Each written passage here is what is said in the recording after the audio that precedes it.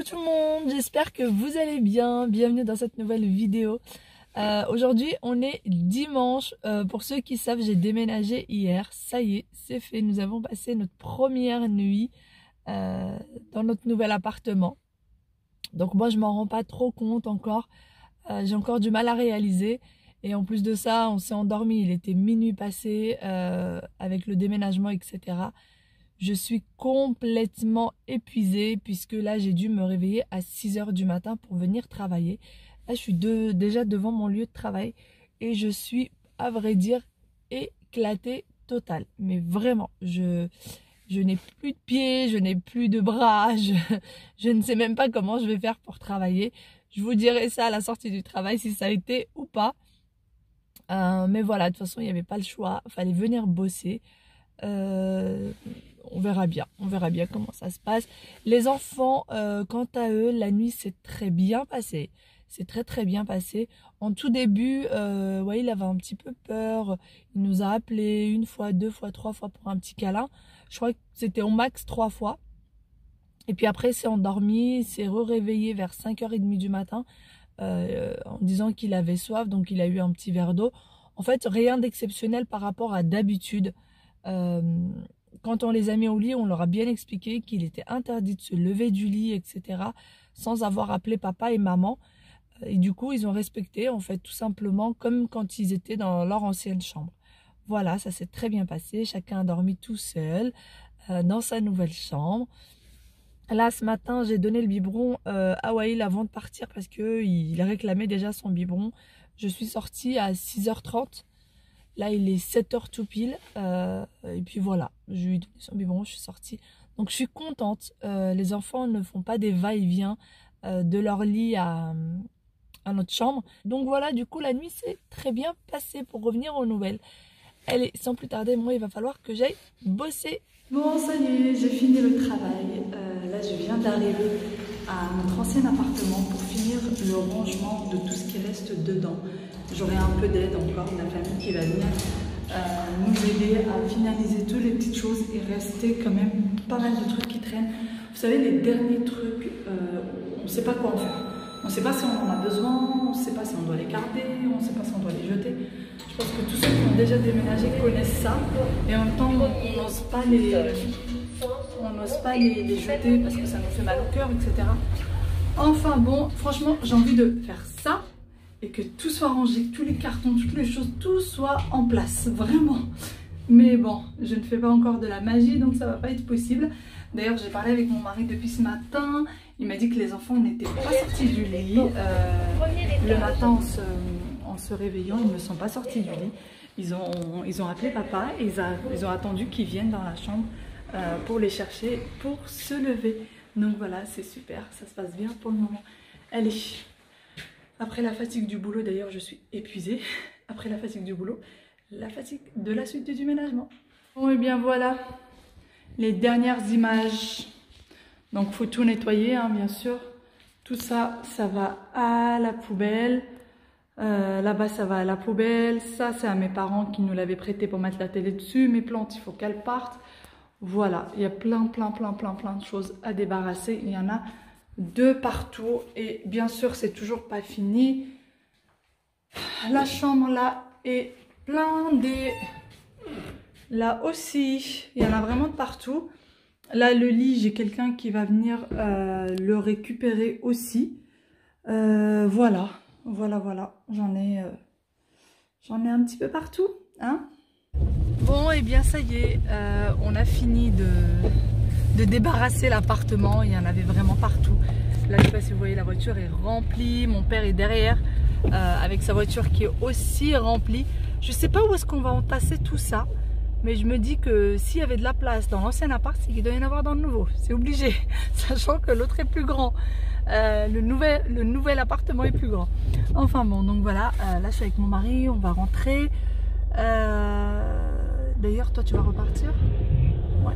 Lui va repartir et moi je vais être au calme, sans les enfants, sans personne pour me reposer, puisque les enfants ont été déposés chez mamie pour l'après-midi, le temps qu'on finisse tout ça. Et là j'ai vraiment besoin de repos pour le coup. je me sens vraiment épuisée. J'ai fini ma petite sieste, ça y est, ça m'a fait du bien, franchement. Ça m'a fait un bien fou, mais vraiment. Là, mon mari, j'ai réussi à l'avoir au téléphone à peine, et puis mon téléphone s'est éteint et j'ai toujours pas mon chargeur. Je l'ai oublié dans la voiture. Il est toujours pas parti récupérer les enfants, il est encore occupé, alors qu'il est 19h30. Voilà, j'espère qu'il a totalement terminé et qu'il n'y aura plus rien à faire. Voilà. Sinon, je voulais répondre à une question ou à une remarque qui a souvent été faite pendant les commentaires lorsque je vous ai présenté la cuisine. D'ailleurs, merci beaucoup, merci énormément pour toutes vos jolies remarques pour la cuisine. Et en fait, alors, il s'agit de ceci, du fait que, en fait, on a... Tout ça, c'est le congélateur. Là, c'est le frigo. Et il y a le four micro-ondes qui est entre les deux. Et tout le monde m'a dit que ça risquait, en fait, pour le frigo et pour le four et micro-ondes. Déjà, quand on... Je suis certaine que ça ne risque rien. D'une part, quand vous faites la conception de votre cuisine, tout ce qui n'est pas dans les normes, tout ce qui ne va pas, par exemple, il n'accepte pas, en fait. Hein. Si vous lui demandez, par exemple, de mettre... la cuisinière, la plaque de cuisson collée au réfrigérateur par exemple, et ben il veut pas. Exemple, je vous montre. Alors, je vais vous montrer ça. Donc là, j'ai ma plaque de cuisson et moi de base, je voulais qu'elle soit un peu plus collée. Et ben c'était pas possible parce qu'il fallait absolument au moins 20 cm d'écart entre là et là. Donc c'était juste impossible, je ne pouvais pas faire comme ça. Donc il y a vraiment des normes à respecter. Et je sais d'autant plus que mon four et micro-ondes ne craignent rien. Puisque mes parents, ça fait maintenant 19 ans. Ça fait pile 19 ans qu'ils ont leur cuisine équipée. Et qu'ils ont cette conception-là, quasiment la même. Ils ont leur frigo qui est collé au four micro-ondes. Et qui est collé au four tout simplement. Et ils n'ont eu jamais aucun souci. Leur frigo fonctionne toujours jusqu'au jour d'aujourd'hui et leur four fonctionne toujours jusqu'au jour d'aujourd'hui, 19 ans plus tard. Ils ne l'ont jamais changé le four, ils ne l'ont jamais changé. Il fonctionne encore aujourd'hui. Donc voilà, je pense que les fours encastrables ont une protection, hein, ont quelque chose. Sinon ça serait catastrophique s'il faut changer le four tous les 6 mois, ça serait pas possible. Donc voilà, j'en suis vraiment certaine que ça ne craint strictement rien. Voilà tout. Sinon là, je vais commencer à ranger, je pense, quelques cartons puisque j'ai un peu de temps devant moi. De toute façon, je n'ai ni internet, ni téléphone, ni télévision, ni rien du tout. La télé n'est toujours pas en fonction, on n'a toujours pas internet à la maison et je n'ai pas de téléphone puisque le mien s'est déchargé. Voilà tout. Je ne sais pas pour vous, mais moi j'ai l'impression d'être seule au monde là. J'ai l'impression d'être coupée du monde. On est devenu tellement dépendant en fait. Tout ce qui est ces petits appareils là, que j'ai vraiment l'impression d'être coupée au monde. Dites-moi si vous arrivez à survivre sans votre téléphone. Mais c'est très compliqué. Allez, sans plus tarder, on commence à... 1, 2, 3, come on!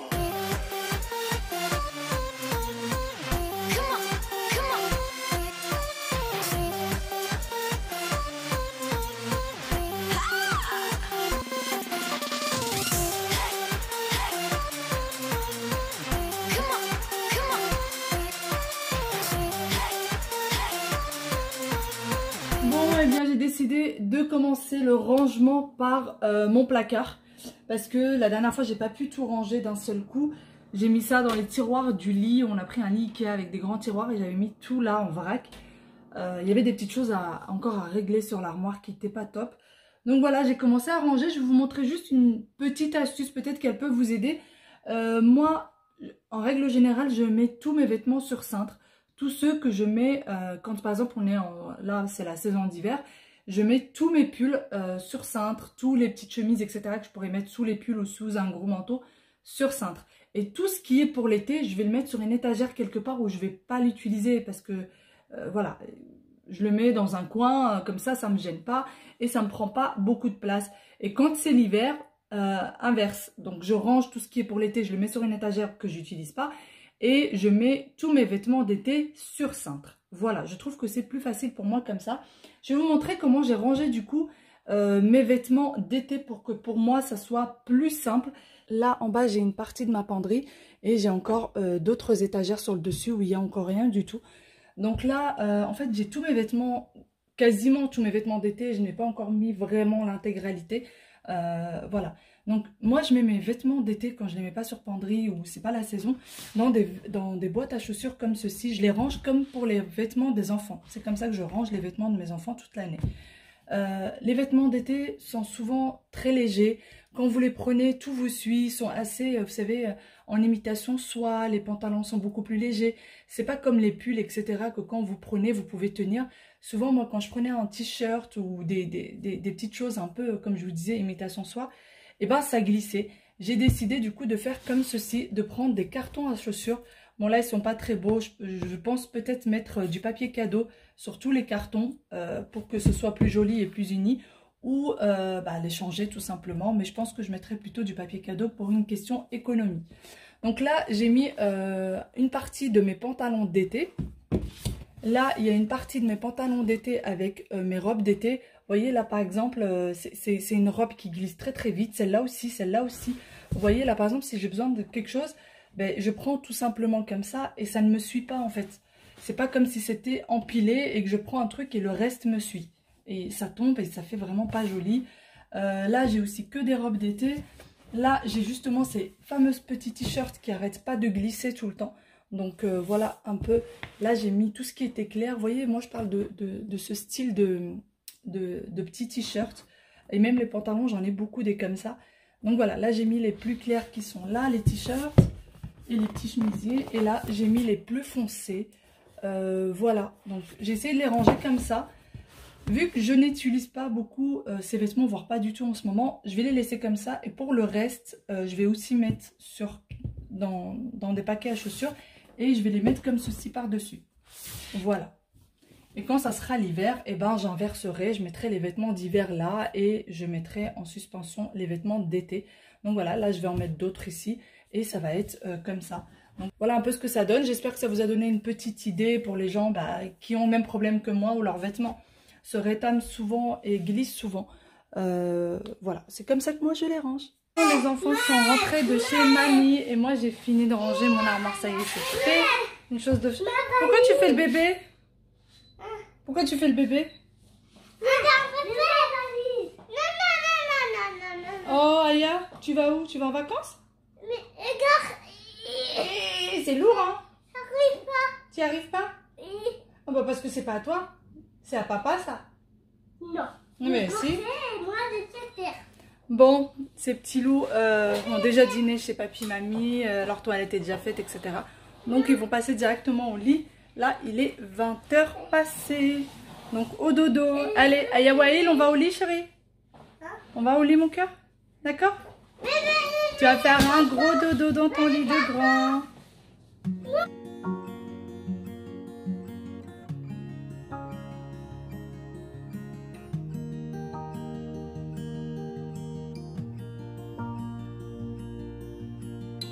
Bien faire les courses avec maman.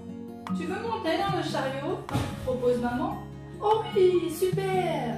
Dit Choupi. Oh non, Choupi, on ne prend pas tous ces paquets de biscuits.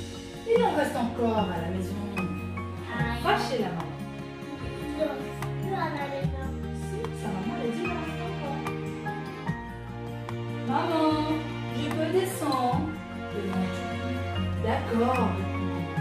Mais ne cours pas partout, mon petit chou. Et bien voilà, notre journée à nous se termine. Je vous fais de très gros bisous. J'espère que cette petite vidéo vous aura plu. J'espère que vous avez passé un bon moment avec nous.